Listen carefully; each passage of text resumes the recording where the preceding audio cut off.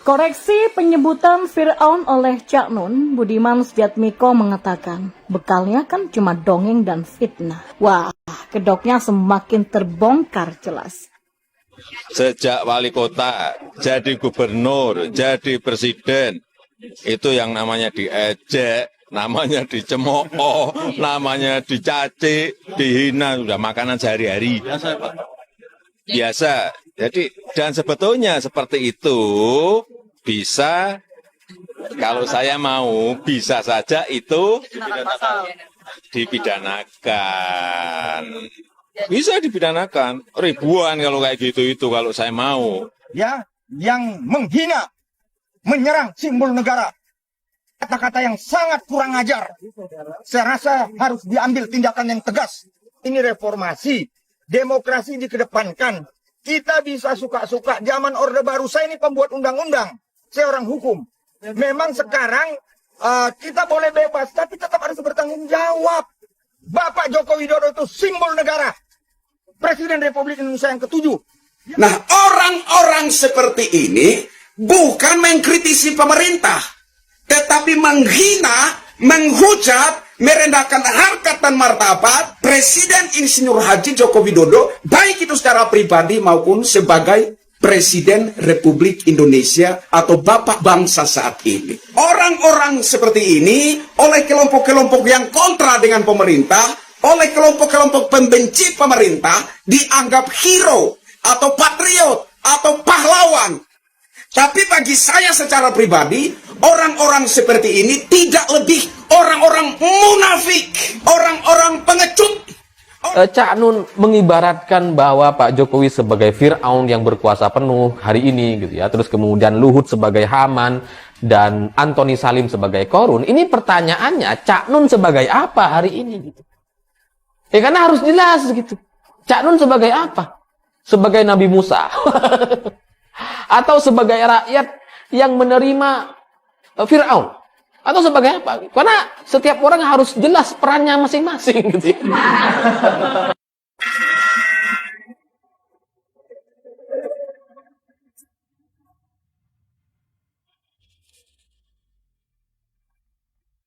Ya, kader PDIP Budiman Sujatmiko angkat suara. Ia menjelaskan arti Fir'aun yang berarti Parao. Fir'aun atau Parao itu kan gelar penguasa Mesir sama seperti Tsar di Rusia, Sultan di Timur Tengah, Khan di Mongolia, dan jumlahnya juga banyak. Lengkapnya dikutip dari cuitan di Twitter. Di antara julukan itu, kata Budiman, tidak mengarah pada sosok kejam atau baik, tapi sejak dulu konotasinya diartikan sebagai penguasa kejam. Ada yang kejam, ada yang menyejahterakan, tapi dari kecil kita dididik untuk menyempitkannya sebagai penguasa kejam. Pria yang dikenal sebagai aktivis 98 ini menjelaskan dengan perandaian. Ia bilang agenda-agenda anti kemajuan selalu bertitik tolak dari kepicikan dan berujung pada penyempitan yang berbentur jalan buntu. Jalan seperti itu selalu dilewati oleh sopir-sopir sok tahu tanpa SIM. Bekalnya kan cuma dongeng dan fitnah. Saat kebentur kan gak ada jalan kembali. Jadi penumpangnya terlantar-lantar ditelantarkan, jelasnya. Sementara itu di sisi lain, Alifur Rahman, salah satu sosok yang menyoroti masalah tersebut, ia melihat bahwa apa yang disampaikan Cak Nun adalah suatu hal yang tidak termaafkan dan tidak ada dasarnya. Saya itu termasuk orang yang sering mendengarkan atau ikut kajiannya Cak Nun. Beberapa kali di era Jokowi memang Cak Nun itu kan sering mengkritik atau mengejek Pak Jokowi. Saya sebagai pendukung Jokowi ya diam saja. Karena pernyataan-pernyataan Cak Nun tidak terlalu menarik media. Jarang ada beritanya kok. Selain itu pernyataan-pernyataan Cak Nun juga sebelumnya itu masih dalam tahap nyinyir atau kritik. Kritik tapi bawel banget. Kritik tapi kelasnya kayak rumpi. Jadi saya pikir ya sudahlah, orang mungkin punya kekesalan, punya kekecewaan karena tahapan kritik. Namun, Alifur Rahman menilai ketika Cak Nun berkata Indonesia dikuasai Fir'aun bernama Jokowi itu bukan kritik tapi penghinaan. Hal tersebut dikarenakan Fir'aun dan Jokowi berbeda jauh. Ya kalau Cak Nun mengibaratkan Jokowi sebagai Fir'aun yang berkuasa penuh, kemudian Luhut sebagai Haman dan Antoni Salim sebagai Korun, pertanyaannya Cak Nun sebagai apa hari ini? Apakah sebagai Nabi Musa? Atau sebagai rakyat yang menerima Fir'aun, tugasnya. Sebagai penganut agama Islam, kita perlu memahami sejarah Rasulullah SAW beserta para sahabatnya. Hal ini penting mengingat kaum muslim yang dijamin ahli syurga adalah mereka yang teguh memegang ajaran Rasulullah. Apa yang beliau lakukan, itu pula yang oleh pengikutnya harus dilakukan.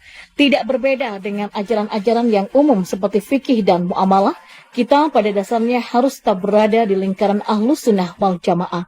Demikianlah wasiat Rasulullah sebagaimana dalil berikut ini. Ada selisih pendapat di kalangan ulama bagaimana memaknai surat Ali Imran ayat 103 di atas.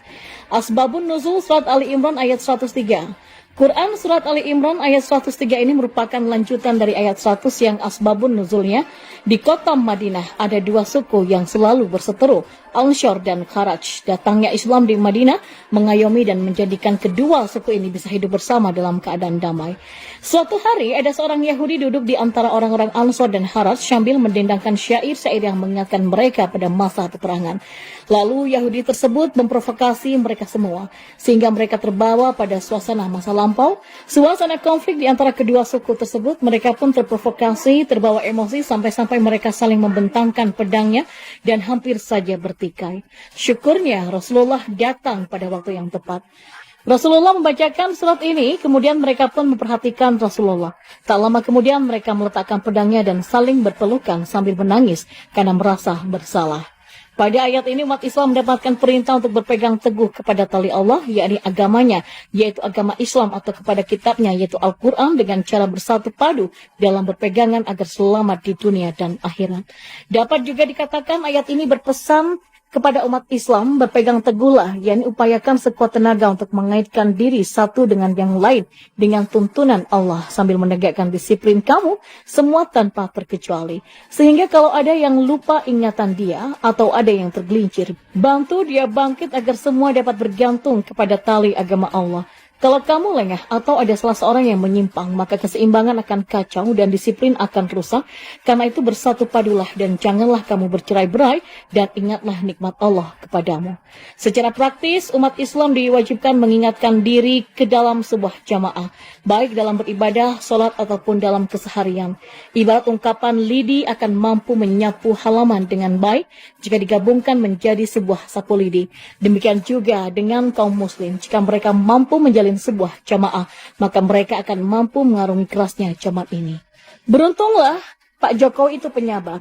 Malah kata Adiana Pitupulu, Jokowi itu terlalu penyabar, overdosis penyabarnya, dan yang akhirnya nggak sabaran justru pendukungnya Jokowi, mereka yang akhirnya melaporkan para penghina presiden.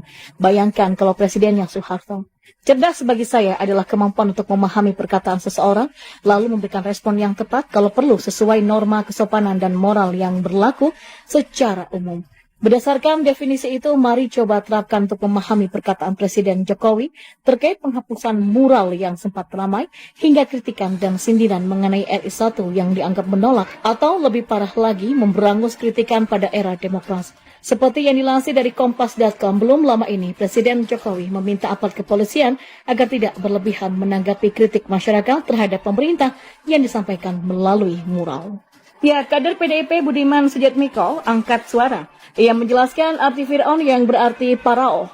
Fir'aun atau Parao itu kan gelar penguasa Mesir sama seperti Tsar di Rusia, Sultan di Timur Tengah, Khan di Mongolia, dan jumlahnya juga banyak. Lengkapnya dikutip dari cuitan di Twitter. Di antara julukan itu, kata Budiman, tidak mengarah pada sosok kejam atau baik, tapi sejak dulu konotasinya diartikan sebagai penguasa kejam. Ada yang kejam, ada yang menyejahterakan, tapi dari kecil kita dididik untuk menyempitkannya sebagai penguasa kejam.